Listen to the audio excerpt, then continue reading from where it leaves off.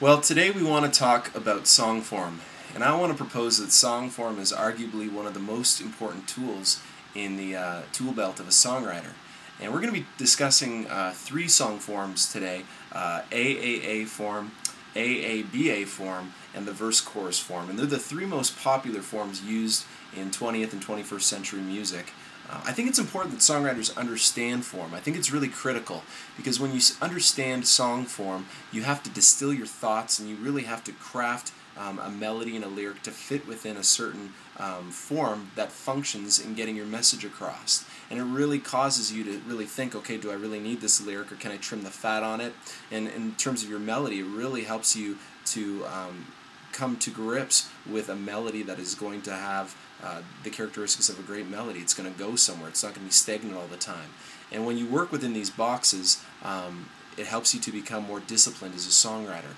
And the reality of it is that great composers, especially classical composers like Tchaikovsky and Bach and Beethoven, they were masters of song form. They dedicated their lives to understanding song form. And I would argue that Christian songwriters ought to do the same as well.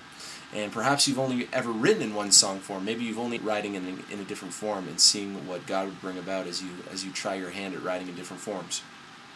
Well, as I mentioned, the first song form that we're going to talk about is AAA form. Now, the AAA form is a form that is most characteristic of hymns. AAA form is a repeating stanza over and over again. It's verses with no chorus or bridge. That's simply the characteristic of a AAA form. You think of the song Amazing Grace. Amazing grace, how sweet the sound, saved a wretch like me. I once was lost, but now am found, was blind, but now I see. You go into another verse. There's no departation to a different melody section, a bridge, or a chorus.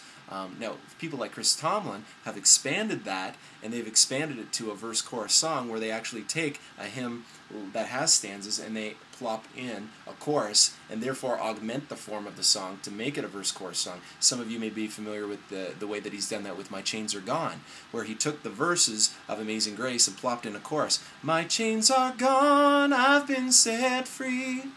And that is a very clever way to breathe new life into old hymns. But right now we want to stick to talking about songs that are just those verses on their own. Another song that is a great example of AAA form is the song Big Yellow Taxi by Joni Mitchell. And maybe it would be wise for you to look up that song. The great thing about this song is that it is a repeating melody and lyric, one after the other, but at the end of each lyric it has a payoff. And what I mean by a payoff is that it has almost kind of like a mini chorus, just like the part of the song that goes in your mind again. And you've probably heard it before if you're aware of it. Big Yellow Taxi, the verses talk about they paved paradise, put up a parking lot with a pink hotel, a boutique, and a swinging hot spot. And then it has this little tagline at the end. Don't it always seem to go that you don't know what you got till it's gone? They paved paradise and put up a parking lot. And Joni Mitchell used that tag at the end of each verse kind of to draw people back in. And that's a real clever way to use AAA form. AAA form is also great in telling a story. It propels a story and it keeps the story going. Often you can use each verse to tell an aspect of the story. There's lots of great hymns that have talked about the life of Christ. And one stanza will be the birth of Christ, and the second stanza will be the miracles and the workings that he did while here on earth, and the third stanza is going to be about how he comes back to take back his church again at the time of the rapture and the second coming. And AAA form is just awesome for telling stories like that. So that's a little bit about AAA form. Now, the second form I want us to kind of do a flyby and understand is what's called AABA form. Now, this type of form really came to prominence in the early 1920s in the Tin Pan Alley days, and probably the poster child song for this is Somewhere Over the Rainbow, which was written by Harold Allen, and Yip Harland. And of course, we know that song from The Wizard of Oz. And that song is a great example. You have an A section, and then you have another A section, then you have a B section, which is a departation in terms of melody and lyric, and then a return to the A section. The real characteristic about the AABA section is that it goes to a different part, and you may think, oh, is this a chorus or it's a bridge? But you know it's AABA when it returns to that former A section again. So think with me about Somewhere Over the Rainbow. I'm sure that you're familiar with this song. You have the first verse. Somewhere over the rainbow, ba ba ba, da da da da da da da da da da da. Then we do it again. bum ba da da da da da da da. But then the third time we have this B section. We're departing from the melody. Ba ba ba ba ba ba da da da da da da da. A section again. Somewhere over the rainbow. Bum bum bum.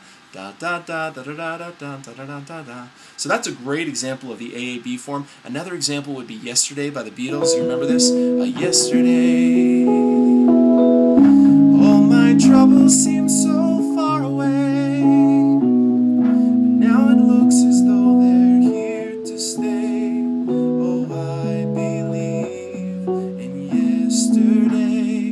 And to be. Then I'll have this third section. Why she had to go, I don't know, she wouldn't say. It's the B section. It sounds different melodically, it does something different with the lyrics, but it only goes back to return to that A section again. Yesterday, da da da da da da da da. Now within the AAB section, some people have gotten creative over the years. I love the song Every Breath You Take by Sting and the Police.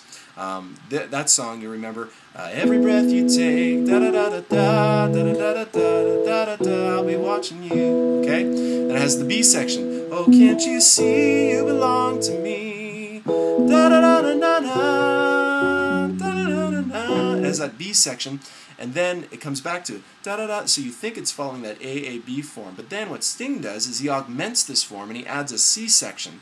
And there's that kind of additional chorus, if you want to call it that. Ba da da da da da da da da ba da da da da da da da. He kind of augments the AAB form. And what great songwriters do, they will look at a traditional form like the AAB form and they'll try to expand upon it just to make it interesting. You know, we're going to talk in another seminar about the things that we can do in our songs to keep people's attention. And sometimes that can be done through an interesting melody or through the chords that are used. And sometimes it can be done through augmenting a song form.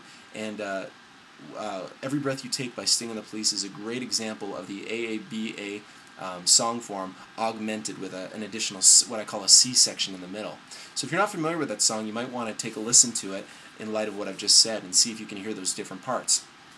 The final form is the verse-chorus form, and this is the form that everyone likes to write in. This is the form most popular in churches today. This is the verse-chorus form, and it's exactly that. It's a verse and a chorus. And again, over the years, people have augmented this to, make it sound different or to keep it interesting. Some people will have a verse-chorus followed by another verse and a chorus, and then a bridge, and then back to the chorus. Other times, some people have augmented it by having two verses, and then a chorus, and then a verse, and then a chorus, and then a bridge, and then back to the chorus. The verse-chorus form can look so many different ways. Then there's the Hillsong model, the thing that I coined the Hillsong model, which is a verse, a pre-chorus. Now, a pre-chorus is like a channel. Some people might call it a channel, and it's the section of the song that's melodically going to set up your chorus. I like to think of it as the pullback on the slingshot before you kind of release the rock in your slingshot to get to the chorus. It's kind of that pullback. It's going to launch you right into the chorus, and then they'll have another verse and a pre-chorus, and then a chorus, and then maybe they'll have a bridge, and then maybe they'll have a pre-chorus again. And that's the form that I used when I was writing my song Defender. Can't play it now. He is near to the broken, close to the weary of heart. In his name is a refuge, safety for the weak and shot us into the chorus, the middle section, the channel, if you will. There's help for the hopeless, for the wounded in need, 'cause in the presence of Jesus there's power unleashed. Then right into the chorus. Call upon the name of the Lord. He's our defender, our deliverer. And I call it the Hillsong model because so many of the Hillsongs do that. They have that verse, then they have the pre-chorus that sets up the chorus, they go into the chorus, then they go into another verse, a pre-chorus, back into the chorus, and maybe they depart to a bridge, and they come back to the chorus again, or maybe they come back to the pre-chorus again. You might be familiar with the song Made Me Glad. Made Me Glad is a great song that has those elements. It has a verse, I will bless the Lord forever. Then it has that pre-chorus, you have made me glad, and I'll say of the Lord, right into the chorus, you are my shield. And it goes into an interlude after that, and then it comes back, not to the chorus, but it comes to the pre-chorus again. So there's all these different variations of this form that we can use to keep our listeners' attention. And great songwriters know of all those forms, and they are aware of them, and they keep them in their tool belt so that they can use them as they compose songs. So let's maybe look at a couple examples that you can look up on YouTube of songs that follow this form. Lots of them out there. Awesome God by Rich Mullins, Because He Lives by Bill and Gloria Gaither, The Gambler by Kenny Rogers, Hotel California, Let It Be by Lennon and McCartney, The Beatles, You've Lost That Loving Feeling by the Righteous Brothers. Tons and tons of songs. How Great Is Our God by Chris Tomlin. All are in this verse-chorus form. So those are really the three types of forms I encourage all songwriters to be aware of.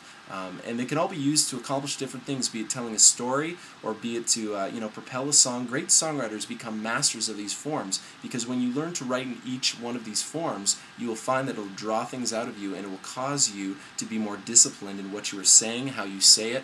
And even in the melodies that you write, it'll cause you to put some real intention. For instance, if you're writing an AABA form, you got to have a really strong A form. Your A in essence is acting as your chorus every time, and then you got to write a B form that's equally as strong but contrasting to it. And there's a real discipline in that. So I really encourage all my songwriting students to learn to write in these different forms. Again, AAA form, which is stanza, verse every single time. There's no bridge or chorus. Great for telling a story. The AABA form with the contrasting B section. And finally, the verse-chorus form, the one that we're most familiar with. So we've done just a quick flyby. So much could be said about these forms, but I do pray and I hope that this has been helpful to you and that you will discipline yourself to write in each of these forms. And I know that as you do that, you will find that your songwriting will be expanded and challenged and in ways that maybe it hasn't before.